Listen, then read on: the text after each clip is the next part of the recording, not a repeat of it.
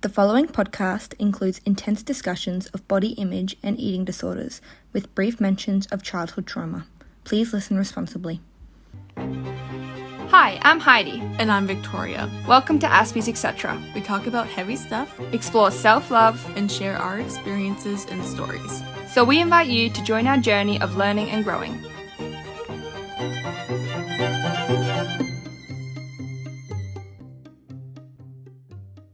Good morning, or afternoon, or evening, or whenever you're listening to this. How are we? I'm doing good. I've got a bit more energy. You have a little bit. I'm just like, I need to finish my coffee here. But I'm here. I'm running on chaotic energy. Yeah, I have flights to catch this afternoon. A little bit terrifying. It is a little bit, but it's getting me through the day. So, there's that. Today we thought we'd talk about body positivity. The movement, what it means to us, etc., etc. So we'll jump straight into it. Yeah. Victoria, what is body positivity to you? Right. Are we talking like... The movement. The movement or for me? No, the movement. Yeah. Okay. From what I understand, the movement is like just accepting your body no matter where it's at and loving yourself. Mm-hmm. And kind of giving a middle finger to the capitalism and going, you know, yeah, you making me hate my body is, and making money off of it is not okay, and like, screw you. I love that. Yeah, my understanding is that it was originally started by black queer women because their bodies were so different to what mainstream media portrayed as normal or desirable. They started it, and yeah, it's kind of grown from there. And there's different categories of it, I would say now. I've got a problem with a few of the categories of it, but as anything good, some people have run off with it and made it bad in some areas, but I love the initial, like, hey, we exist, and that's okay. Yeah, and I have to say, like, I haven't really been keeping up with the movement or community as of the last couple of years, so I'm not sure what is currently going on, but this is just, like, from the peripheral. Yeah. Yeah, no, I think because I watch a lot of fitness content and I'm quite into that, there's people in the fitness and nutrition industry who get it and leave it alone, and they know sometimes it's not for them, and there's others that I think have the word colonized comes to mind. Yes, tell me about that, because like I'm not into that community or anything. So like I said, it was started by black queer women who are typically not in small bodies, and now there is almost a plague of small white dietitians that are taking over it, and it's becoming cellulite's okay. No, it's not just about cellulite. Like, yes, it's very important that we tell people cellulite's okay, but you're forgetting the bigger picture of, like, these people's bodies are not even shown in media. Like, you're in every rom-com. Just, like, it's you've got to acknowledge the past as well. You've got to acknowledge, and I think they're kind of taken over it a little bit. So there's a real issue with, like, people like that taking over it. Okay. Cool.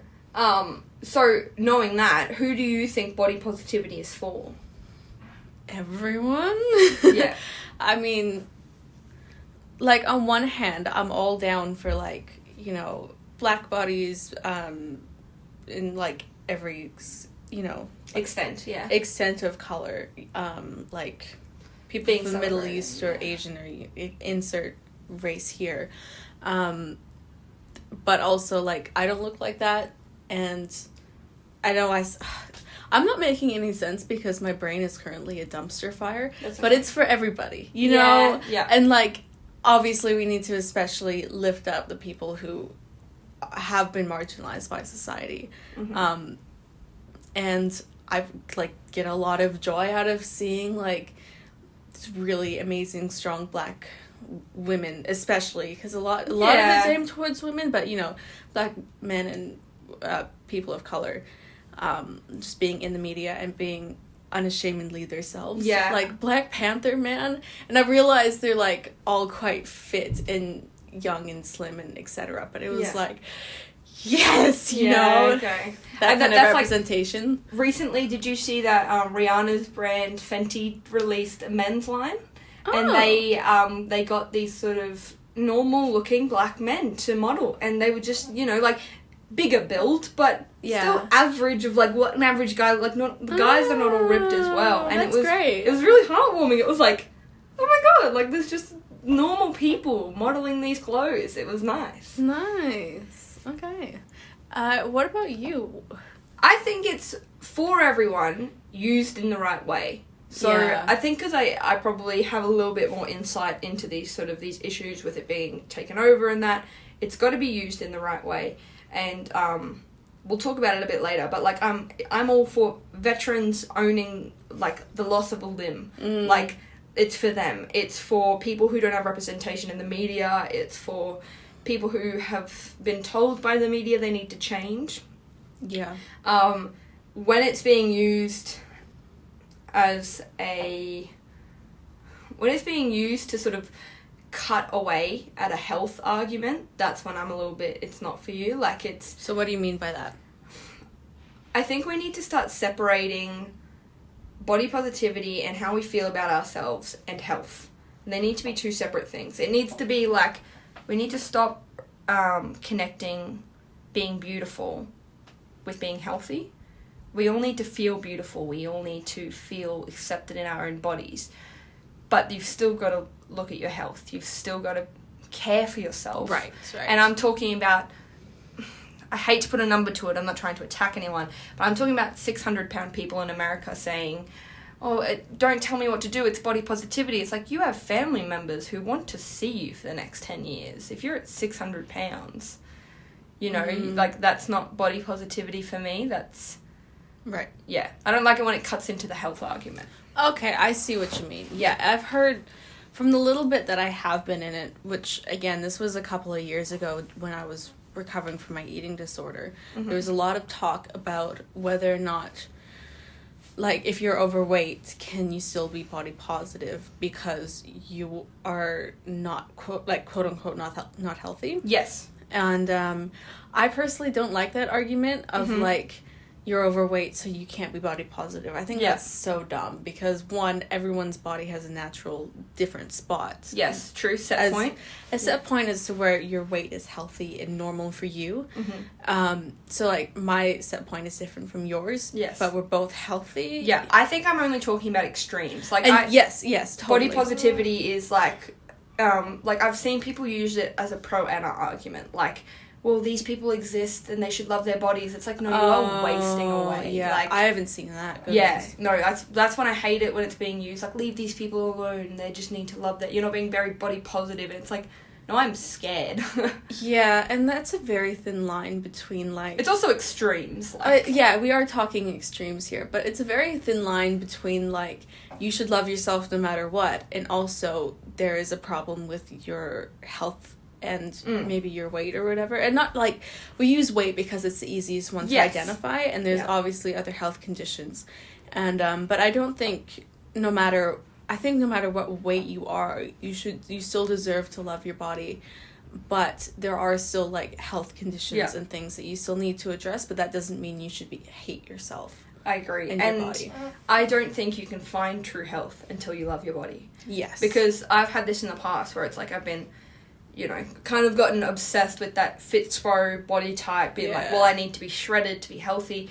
But because I didn't love my body, I couldn't give what it needed, and it was just a spiral, you know, that cycle of, like, purging and binging, trying to achieve some sort of special weight.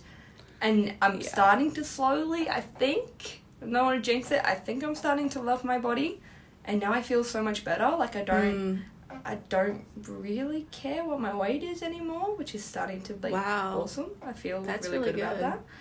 But, I think you can't know true health until you know body positivity, until you love your body. Yeah. Can we do, like, a quick background on, like, our eating disorders, just so people know where we're coming from? Definitely. So, like, what's been your journey? So, I've had binge eating disorder and bulimia. I think, obviously, we've played this before. It's a chicken and the egg problem with, like, all the trauma we've gone through as kids, what caused what.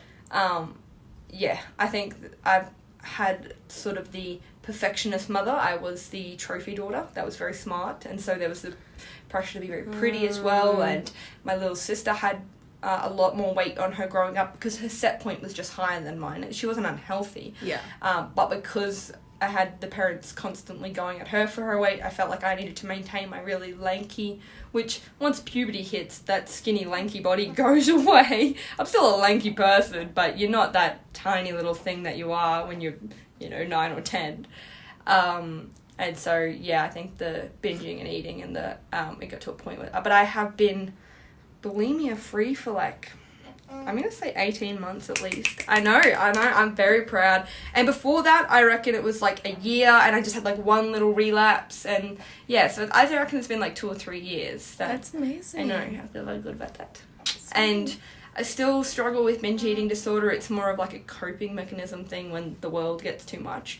But loving myself more, definitely working on that much more. Right. And I do want to get into this in a full depth episode.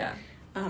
Maybe when life is not hectic, so hectic and not so triggering or whatever. But for me, I had my first bout of anorexia when I was 11, and that lasted till I was probably 13. It was wrapped up by the time I was 13, and then I had my second one from 16 to 18, something like that. All right. So and it was just, I didn't know it started so young. Oh, I was really young, yeah. And so anorexia, and then also a bit of orthorexia in my second relapse. Yeah, I reckon that orthorexia. And binge eating, but I never had the bulimia. Yeah. Okay. Yeah. I think the bulimia for me just stemmed it came from how intense my binges were getting. It got to the point where I didn't need to make myself sick. I was making myself sick with how much I was eating. Yeah, it was pretty intense. Yeah, I never got that far, thankfully. But yeah, just so this is, we have experience with eating disorders and stuff. And I've never... In saying that, I might still come across ignorant in some areas. Oh, I'm yeah. more than happy to be educated. This is just kind of... I've come from a family of people who are sick, and most of the time they're in what society would deem healthy, okay bodies, and that's why I hate this cross between the two of yes, you can love your body, but you still need to look after your health, because my father is in a perfectly fine body for a 50-year-old man, but he's had a stroke, and this is if he was fat and had a stroke, yes, he would do something about it. But because he's in a normal body and had a stroke, he doesn't care. And this is what I was talking about earlier of we generally use weight as an example for how healthy you are, because it's really easy to see. And it doesn't... just looking at your dad, I would have had no idea, that he had a stroke. Yeah. But obviously it's just as, and or more, whatever, everyone's different, important as weight. Yeah. Yeah, and I think people, we just need to let go of weight. We need to stop caring as much. It's overall love and it's overall health. And weight is such a finite way to measure it. Yeah, and it's kind of where do you feel healthy in your body? Because I know I've been both heavier and, granted, I've never been, overweight. I think currently I would be, according to my BMI, I'm overweight, but, BMI is dumb and I hate it. BMI is stupid if you have any muscle on you at all. Yeah. I'm technically overweight. Yeah. So, I've never been overweight or, terribly underweight, but, I've been heavier and lighter than I currently am. And this is where I feel comfortable in my body, and I know because I've been both of those ends, and this is where I'm happy. Yeah. And I think that's really important to kind of just know within yourself, this is where my body is okay. And sustainable. And it's sustainable for me, you know? I can be 5 kilos lighter and still be technically healthy. Yeah. But I've done that, and I feel awful, and I can't sustain that. And I've been 20 kilos lighter than I am now, which is where could 20 kilos come from? Yeah. But that wasn't sustainable. At the time, I was very sick. I was ending up in hospital with my heart palpitations. My hair was falling out. Why would I want to be 20 kilos lighter? Who cares if I have to buy a few extra pair of jeans now? Yeah. I'm starting to feel the healthiest. I'm in the biggest body I've ever been in, but I'm starting to feel the healthiest I've ever been. Wow, that's amazing. Yeah. Because I know, like, and it's hard because you can get someone who's the same, like, height as you, because you're quite a bit taller than I am, but you can get someone the same height as you and who's, like, 20, 30 kilos lighter, and that's their healthiest. Yeah. And that's just the way their body is. Yeah. I think I have to catch myself being like, taking a deep breath when the guys at work who are sometimes, quite often, a little bit shorter than me, say their weight and they're either my weight or sometimes under. Yeah. And the fact that I'm bigger than a dude, it's just kind of like, that can be scary. Yes, it's a real patriarchal thing. It's like, I have to be smaller than you. Yes, it's the whole being swept up by your Prince Charming and carried off into the night. And it's like, I don't know, like... No one's ever carrying me across the threshold. No, you're carrying them. Definitely. Like, I've known you for almost 10 years now, and at the moment, you look like you could tear apart a building with your bare hands, and you look good, you couldn't do that, 5 years ago. No, and I think, like, when I was my smallest, I wasn't healthy at all. I had joint pain because I've got birth defects in my hips. I may be in my biggest body right now, but I've just signed up for a half marathon next year. Like, but, like, it's so exciting to finally be healthy, and it's all stemmed from body positivity. Mm-hmm. Definitely. I do... circling back to, like, who's body positivity for... You got way off track there. Yeah, we're off track. This is going to be a very random episode because this topic is very, like, you can diverge so quickly. Oh, yeah. I don't know how much time you spend on social media, but when I was talking about these, like, colonizing of these, like, white, small dietitians, it's the ones that have, like, washboard abs, but then they pull their skin off the abs and they go, look, I've got rolls too, and you're like, yeah, it's just skin. You don't know rolls, man. Come to this bakery. Like, yeah, it's hard to see that, especially as an eating disorder survivor. And, like, I appreciate that maybe that's what their healthy body looks like, but, these tiny, skinny people saying, look, I've got rolls, and it's like, no, it's just kind of skin. That's just, like, existing. They're your organs. Like, yeah, and then I'm like, oh, I feel so bad about myself now, because I definitely have rolls, Yeah, like, I got more rolls than that, love. Yeah. Yeah, I think... And this is me being healthy, but it's hard to, like, internalize that. Yeah. When you it's hard to take the step back too, and I think I'm probably guilty of this, is like, I probably need to be a bit kinder to those people as well, because that's probably their struggle. Like, and that's the other thing. Like, I'm having a go at these skinny white dietitians, I know that, but it's probably there, because we're all told, as women, we're not good enough. Yeah. Doesn't matter what you look like. Mm-hmm. Everyone's told they can be better, and so... I'm probably taking my own issues out on these poor ladies. But, yeah, I try to take that step back and be like, alright, if that's what you struggle with, fair enough. Yeah, and it's a bit of that, like, your trauma isn't traumatic enough, like, comparing trauma. Yeah. Especially, like, I know, like, a couple of the dietitians or whatever I briefly looked at, they were like, yeah, I have a history with eating disorders or whatever, and they look like they're small, white, and skinny currently. Yeah. And, it's having that space for everyone to have their own story. But at the same time, it can be really difficult. Your story can be triggering for my story. Yes. Mm-hmm. And it's like, how do you draw that line? And how do you engage with this as, like, a movement? Yes. Yeah. Yeah, definitely. It's definitely a complex world to live in. Yeah. Being respectful of everyone, but also looking after yourself. Talking about looking after yourself, let's move into something a bit more positive than me slagging off a whole bunch of white women. What are some things you do that have helped you found body positivity or body love? Yes, I could talk about this for ages. Okay, good, because this is what I want it to be. I want people to learn tools and tips to love your body. So what do you do?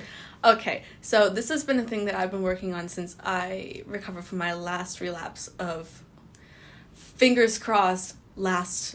It is. We're going to manifest it. It's going to be your last. We're manifesting. That was my last time. So these are things that I've been doing, like, over the last 5 years? Oh my goodness. 5 years or so. Awesome. Yeah, since my last relapse. So one thing I do is I meditate. every night before I go to sleep. And Love that. I got this from you. Oh, thank you. Yes, because we were discussing being Aspie, and I think you had your diagnosis or something, or you're looking into getting diagnosed. And I was like, look, so what's one thing you do that really helps you? And you're like, I meditate. And obviously, I don't think you still do. No, I'm very fleeting with my hobbies. Right. But it was my New Year's resolution that year to meditate every night before I go to bed. Really love it. Yeah. Okay. Not great at it yet. I'm trying. Yeah. But yeah, I meditate. Physical exercise is very important to me. Yes. But I have to be careful with that. Yes. Because it can be really triggering for my It's anxiety. gotta be for the right reasons. Yes, but also and this is really strange. I don't know if you've had this, but if my heart rate gets above a certain point and my breathing gets above a certain point, it can trigger a panic attack. Oh, really? Yeah. Okay. I think because it just puts me in that fight or flight mode. Yeah. Where like I've been here before, and even though I'm not necessarily like in that situation, it still triggers it. Yeah. And so, like, that's part of the reason why I had to quit boxing and kickboxing. Yeah. It's because it was just, like, I was having a panic attack, once or twice a week. Okay, that's a lot. Yeah, and I was like, look, there's nothing wrong. Like, I'm not stressed or, whatever. There's no reason for this. It's just, this is really triggering for me. See, if I get my heart rate and breathing up, I just started going into trance from Oxen. Like, just like... Yeah, I had to take a step back. And like even the other night I was doing a workout at home and I was like, okay, I have to stop, get my breathing and heart rate back under control, or I'm going to sit here and have a panic attack. Right. And this was like 2 weeks ago. Wow, that's intense. Yeah, it really is, and it's something I'm working through. But yeah, meditation, exercise, freaking love jujitsu. Try jujitsu out if I cannot suggest it enough. Brazilian jiu-jitsu, I should say. I don't do Japanese jiu-jitsu. I do, just being mindful of my body. Okay. And, checking... Okay. So I'm, really excited now. Okay, I love it. One of the things I really love is Jamie Lee Finch. So she is... I think she calls herself an embodiment coach or something. And I read her book. Amazing. Absolutely adore her. But she... has a different way that I've never seen of embodying your own embodiment. Okay. And so one of the things that she does is she calls her body she gives her body pronouns. All right. And I thought that was personification. I thought that was really interesting because up to now I was like, oh, this lump of flesh I have to drag around with me, Right. And so every once in a while now I'm going, okay, how are we doing, body? How's your day been? Yeah. What do you need from me? How, is she going okay? Do I need to do anything from her? That. And just, stopping and checking in and going, how's she feeling today? Yeah, right. And that's been really helpful for me. And I just love it so much. So, for people who might not know, what is embodiment? What is it? I don't know I might actually have to look up the actual definition, but for me, it's always been, existing in your body, which sounds strange if you're... I don't think it does, though. We live in such a dissociated world. People will just push through life and not fully connect with themselves, their body, their mind, their needs, we're constantly going. Yeah, and shutting down that part of yourself so you can sit in an office chair for 8 hours a day. Yes. So I don't really like this definition, but apparently it's the representation or expression of something in a tangible or visible form. So it's kind of... I would define it as, in this specific, way that we're talking about it, as just connecting and existing in your own body. I like that. It's because I've also had issues with disassociation, where it's this is that really my leg? Yeah, and you look in the mirror, and I think this is an autism thing as well. Yes. It seems to be pretty common, and you look in the mirror, and it's that's not me, or you look at your hand, and you go, is that really my hand? I've always joked that I'm a parakeet, because if I'm near a mirror, I will look at it constantly. But I think it's that, I think I've had this epiphany in the last, listening to people with autism talk about their experience with, looking at themselves. I think I just can't figure out whether it's me or not. I'm like a cat, Who's that behind the mirror? Is that really me? Yeah. so trying to come back in and feel and being okay that sometimes there's pain there. Yeah. And not physical pain, but more emotional pain, because Yeah. I've had a lot of pain in this body. And then, sorry, I'm just going on. This is one of my favorite topics. I absolutely love talking about it.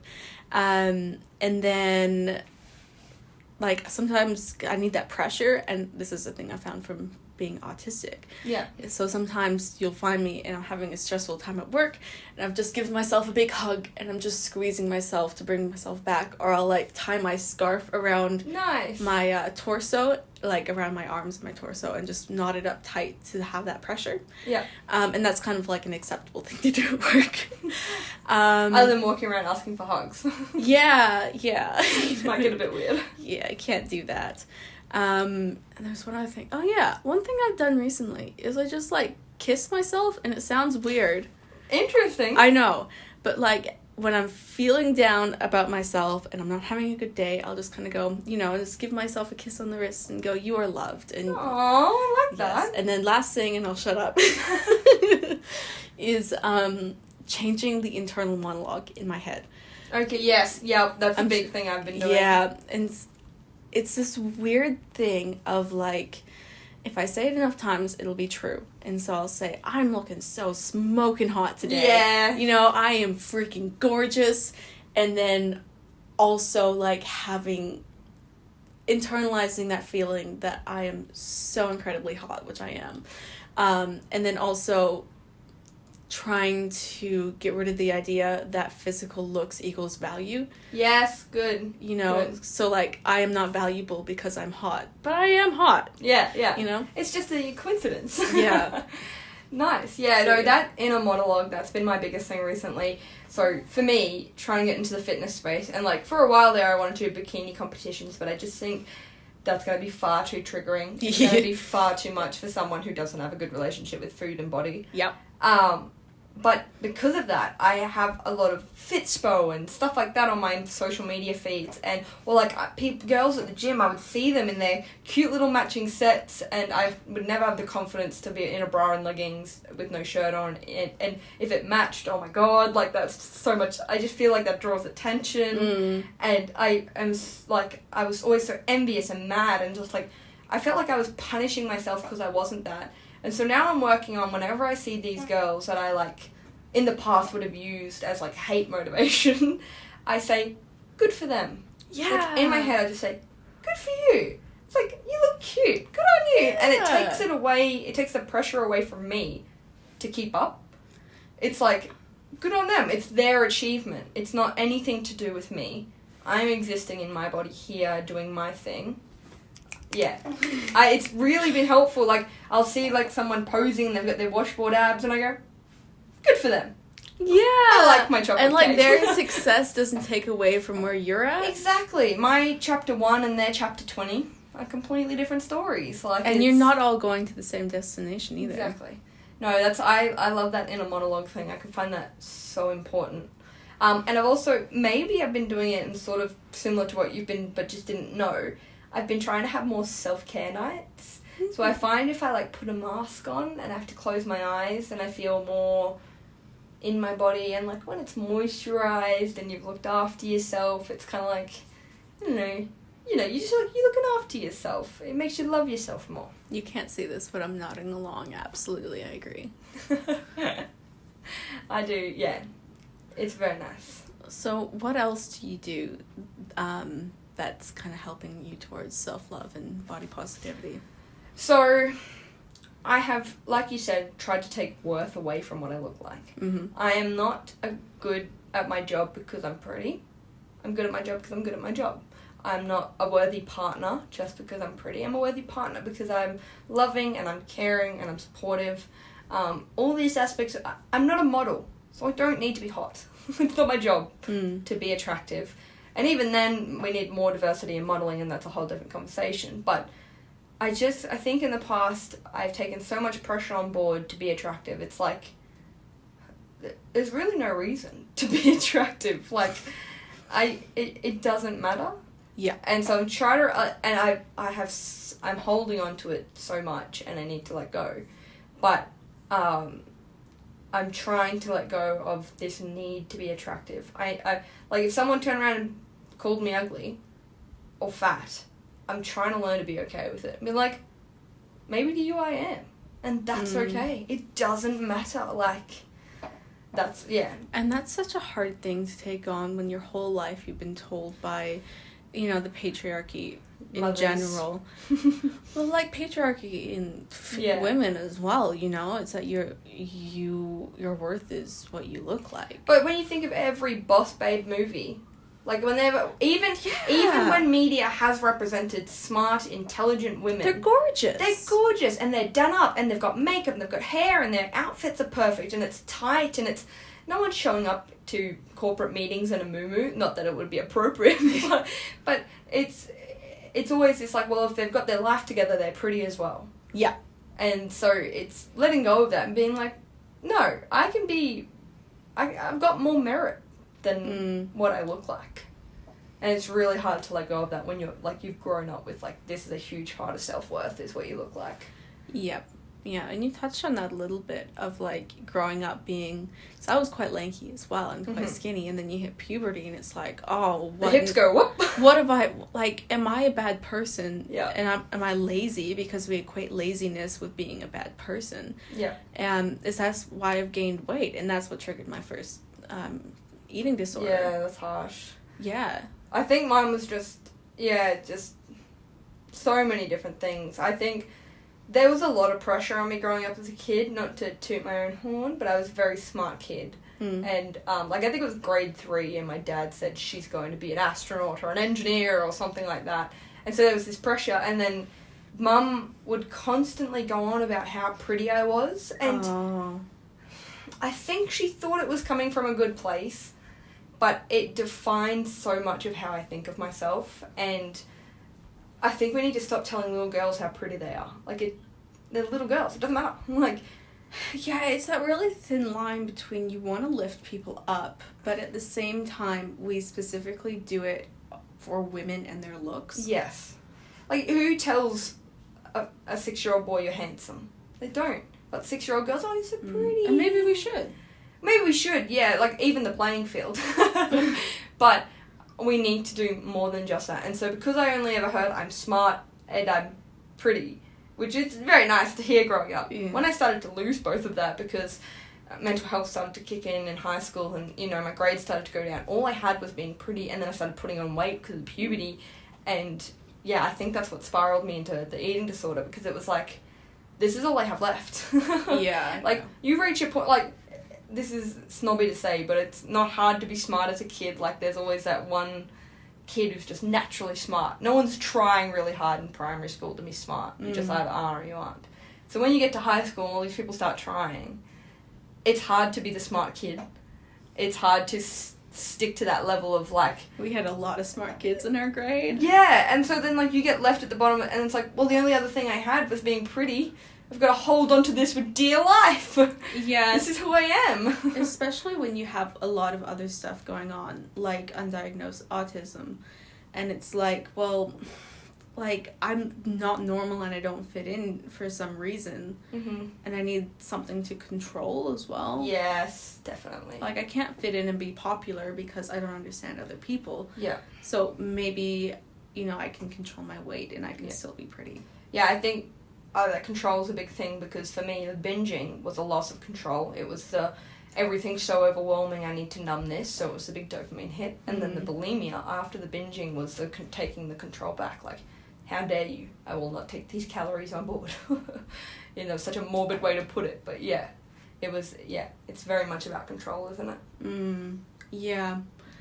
And it's just so hard. And I think going back to, like, the movement as a whole, a lot of it's, like, us as women and, like, non-binary genderqueer people as well. We don't have a lot of control in our lives compared to other people, you know? Like, we have these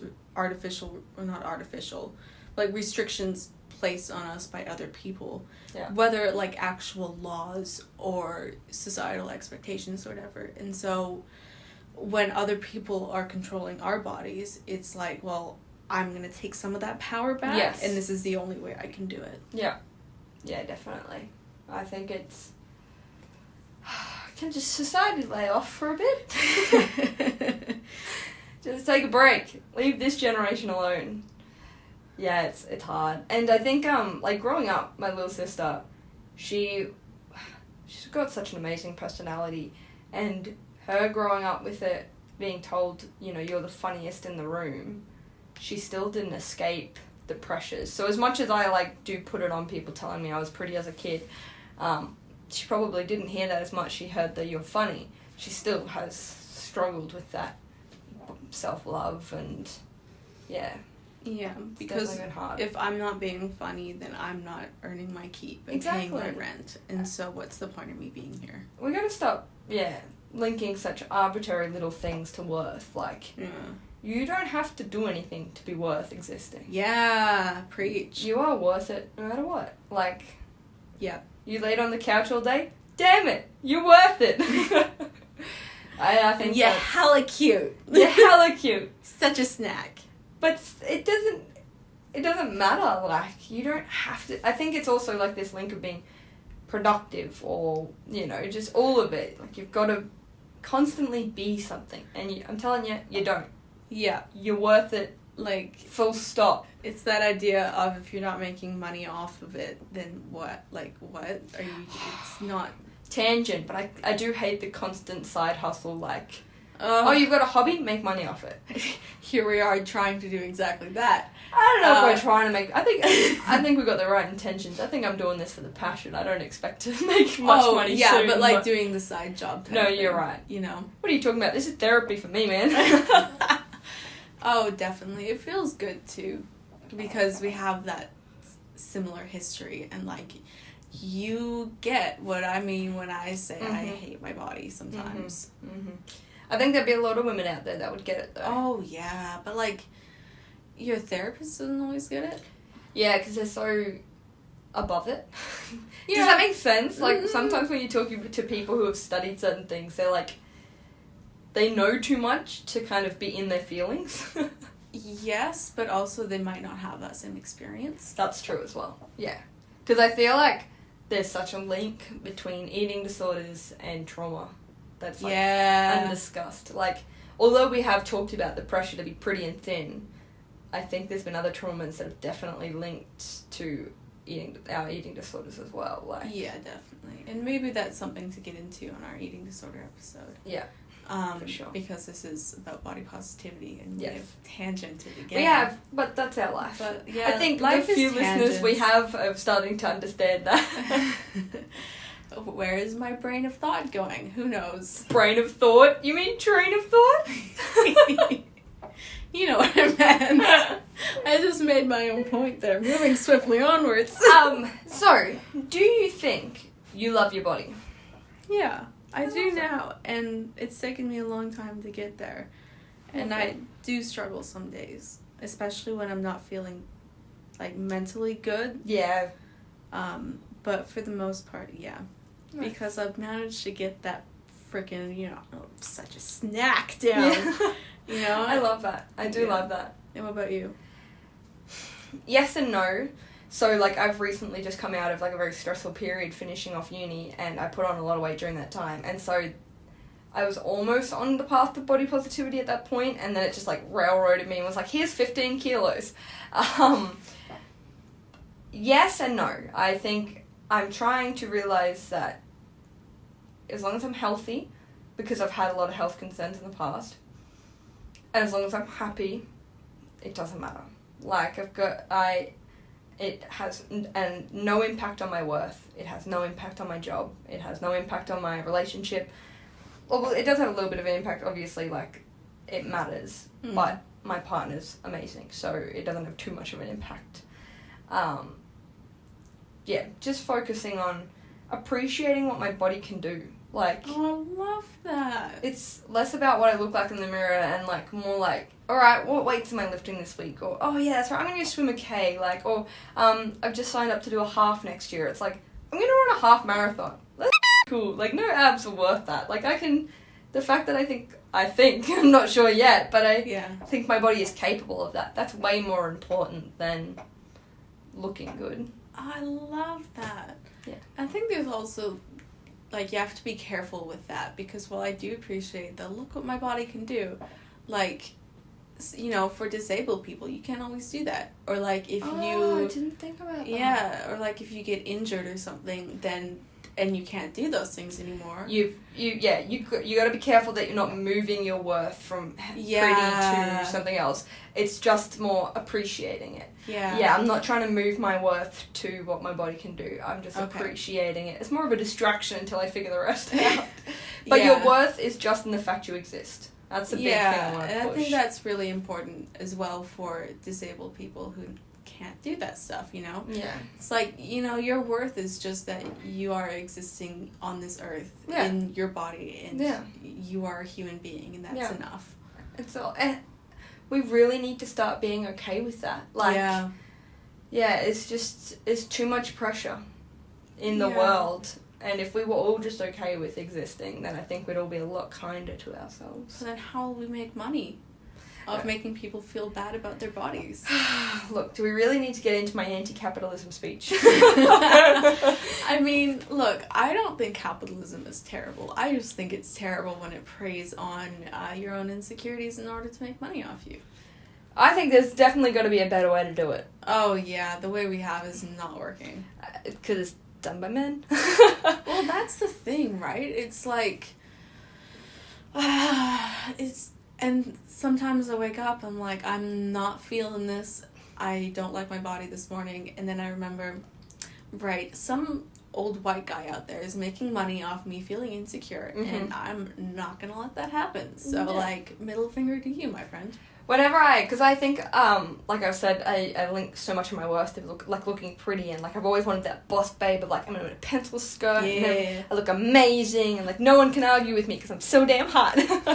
But, whenever I'm not feeling that, and I'm just like, oh my god, like, it's weird, I know it's a weird link, but I kind of go, like, I suck at my job because I'm ugly. I know it's a strange link to have in my head. I think of all the politicians in the world, and I think of people like Rupert Giuliani, idiot, asshole, massive drama there, but, like, very successful person, one of the ugliest humans alive, and it never affected him. Like, Australia's Prime Minister, ScoMo, no one's ever made any comment, like... Also, they're male. Yeah, I know, but, like... And people don't attribute... Do you feel like they have any pressure inside to look good? No. Because... Why should I? Yeah. Oh, absolutely. But, like, that's just how society is set up. If you're a middle-aged white guy... You can look like a slob. However the heck you want, and it doesn't matter. And they're the first to, like, look at a girl with a little bit of chub and be like, well, you're not healthy. It's like you have literal oil coming out of your facial pores. Like, back off. Yeah, it's... I don't know, man. It's so mixed up with patriarchy and homophobia and queerphobia. It's hard. It's definitely hard. And capitalism. It just blows my mind how much I link my self-worth to what I look like. Oh, yeah, but that's what you've been programmed to do. You know? As a logical person, it just makes no sense, but like, I can't help. Oh, well, every single movie you watch, the protagonist is usually, like, average to good-looking, you know? There's never any conventionally ugly, and I say this with air quotes, conventionally ugly protagonists. Yeah. They're all beautiful. And thus... Like, if all the protagonists are beautiful, then, and that's what they put their worth in, is being the main character and having these wonderful life adventures happen to them, well, what are you supposed to take on? Exactly. I just want to, skip over to something else for a little second here. I also think, though, once you get to know someone, it moves past whether they're pretty or not. Like, when I look at my friends and family... I don't know if I could honestly tell you whether they're pretty or not, because they're just them to me. Like, their faces become ingrained in so much more, and I try to use that to remind myself to, like, alright, these people are not judging what I look like, because to them I'm just me, and they love, they're not looking at me for how attractive I am that day.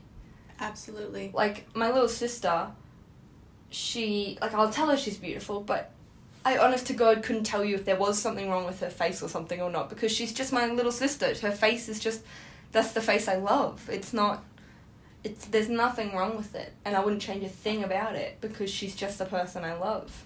I 100% agree with this, and I think I maybe have a different perspective from you because I'm asexual, and so I don't notice as much when people are good looking. Yeah. I do now more than I used to because, like, I've had to kind of train myself to recognize when people are good looking, so I understand so I understand what the heck people are talking about. Yeah. You know. And it's also a bit of a straight passing thing where, like, if I'm able to recognize when people are good looking, that's helpful for me if I have to be straight passing. Yeah, okay. And so, but yeah, like, I quite naturally just, like, don't see how good looking someone is because it doesn't matter to me. Yeah. You know? Because I'm not attracted to you based on how you look or anything. Yeah. I'm generally not attracted to you at all. Yeah, no, I think that's a big issue. Is like, it's all about, like, face value, if you pardon the pun. Like, it's what these people look like at a distance, but then once you get to know people, and I think that probably has a link in mainstream media with the fact that women are not portrayed any deeper than their face value. Yeah. Like, we have to be this pretty woman because we don't see a lot of women that have more depth than being pretty. Yeah.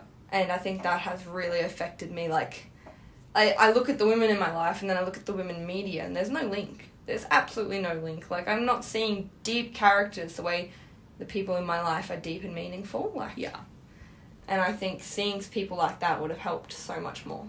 Yeah, and it is getting a lot better. Yeah. Especially because, like, I do a lot of media studies in my own time because I'm a nerd. But there's a lot of good stuff coming out, but it's still definitely a problem. Yeah. Yeah.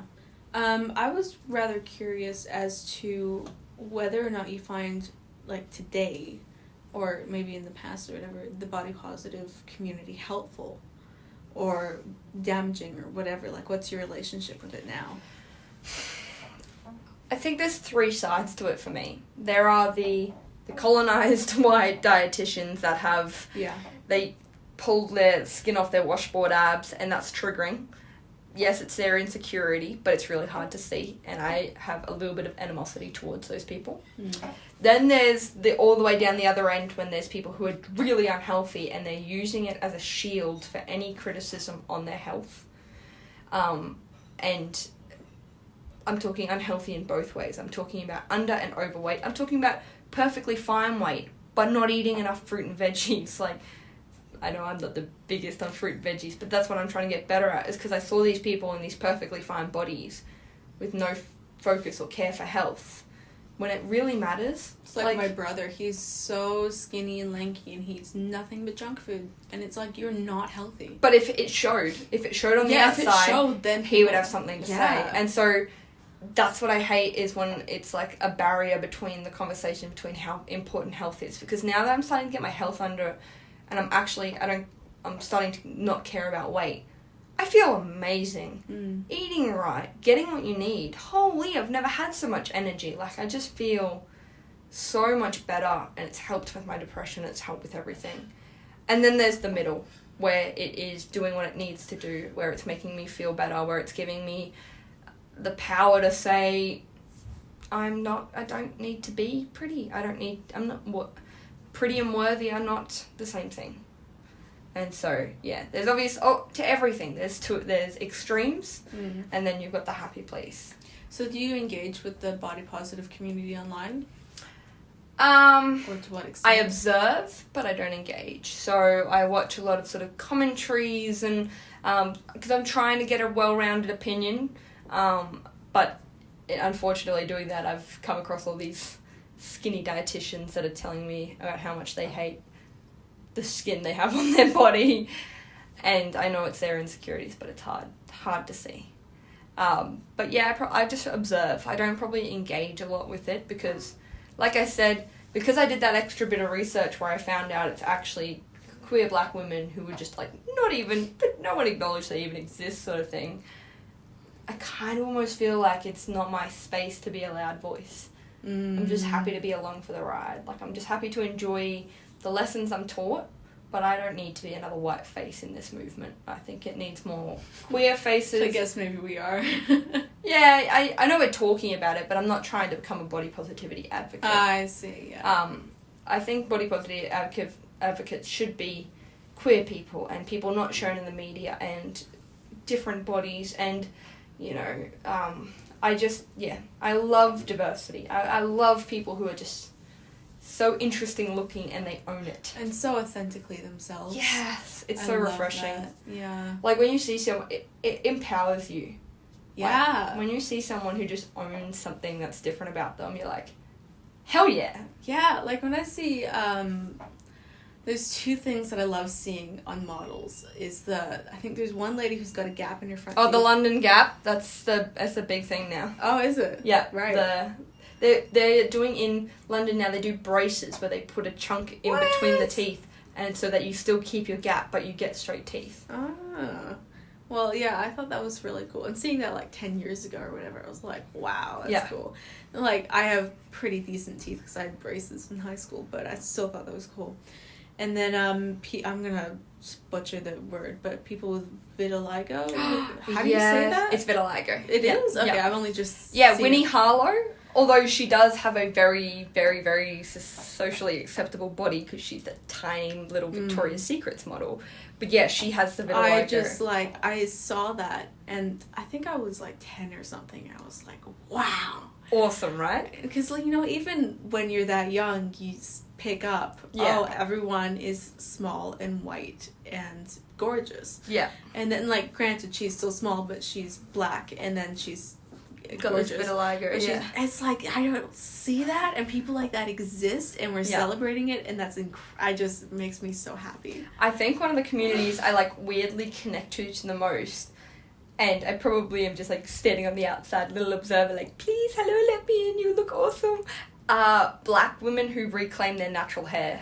Yeah! Oh, it just gives me so much power. Makes me so happy. Every time I see, afro, all these curls just looking amazing, I'm just like, you are amazing. You are a goddess. I love you. I saw this woman the other day walking down the street, and this is, in Australia, so it's not necessarily unheard of. just an American thing, because I think when we think of...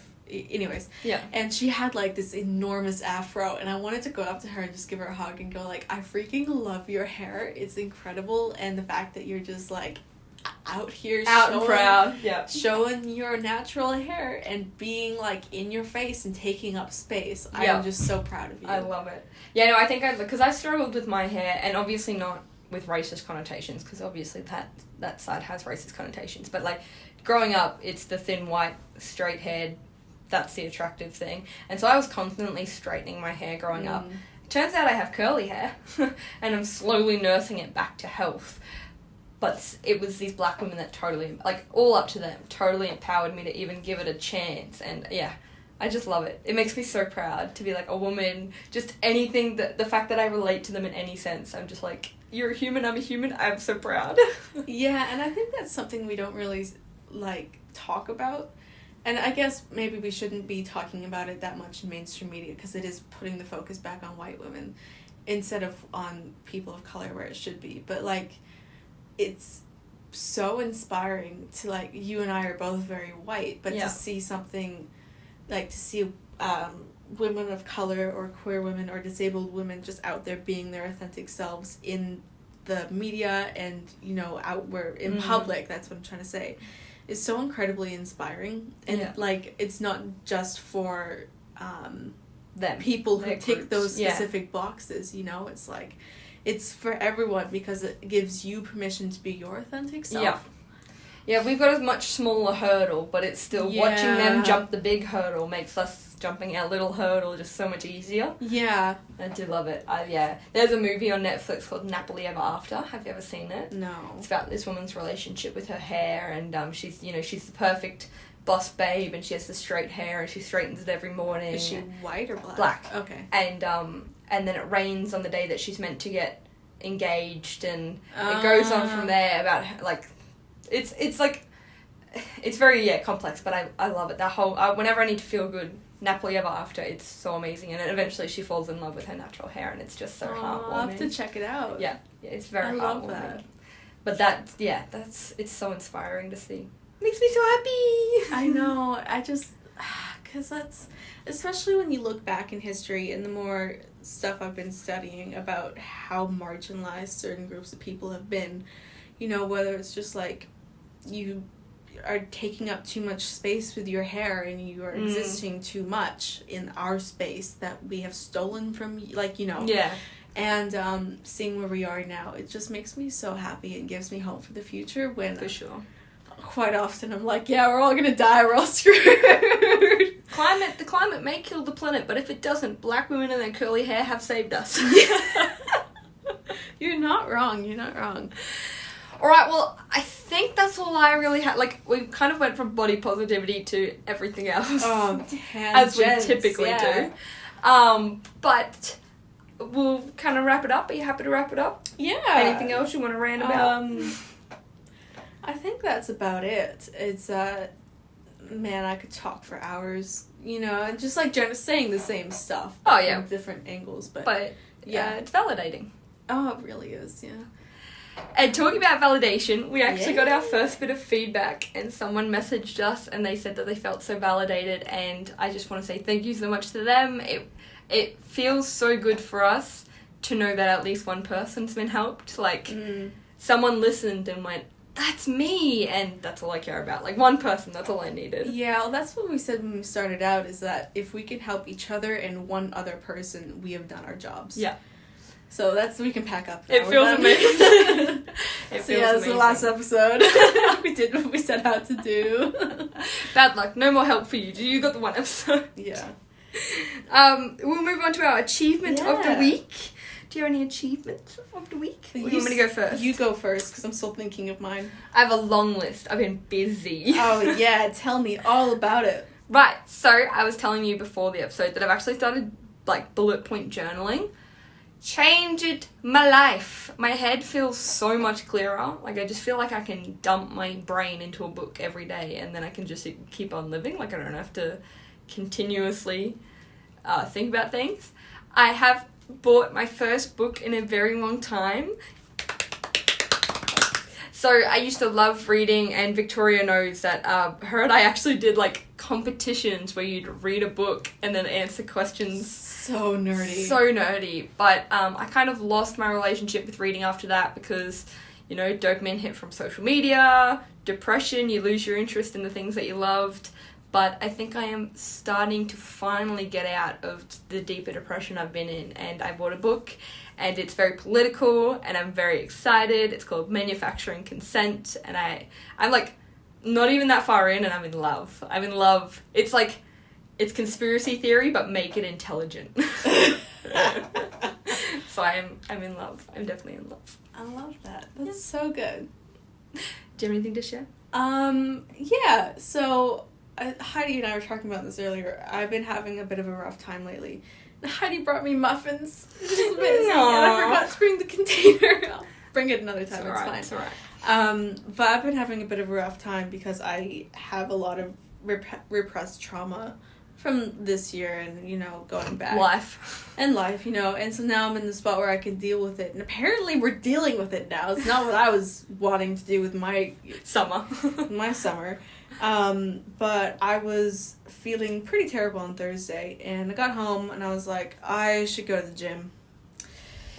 And then I was like, but you know what, I'm feeling kind of sucky, and generally I would make myself go to the gym anyways. I was like, nope, and so I had some good food, and it was guilt-free? Oh, it was guilt-free. Good. It was wonderful, and I think I watched a bit of Lord of the Rings or something, and then I went and slept for 12 hours. And love that. I was like, this is...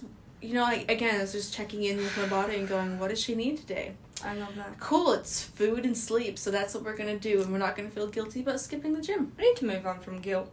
Guilt's so old. It's a useless thing. I disagree. I think guilt, there's a difference between guilt and shame. Shame is placed upon you by other people.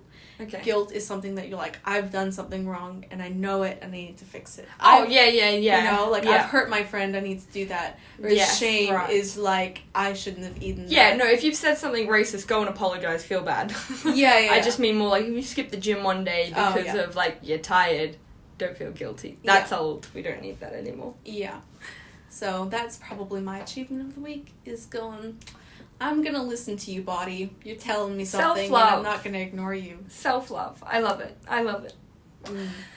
Alrighty. Well, thank you. I'm gonna go have a nap or something. I'm gonna go pack because I have to go and get on a flight soon. I've got like 3 hours. Ah! Yeah, you've got this. You'll be fine. Alright. Thank you so much for listening. We appreciate it. Right, Bye. love you. Bye.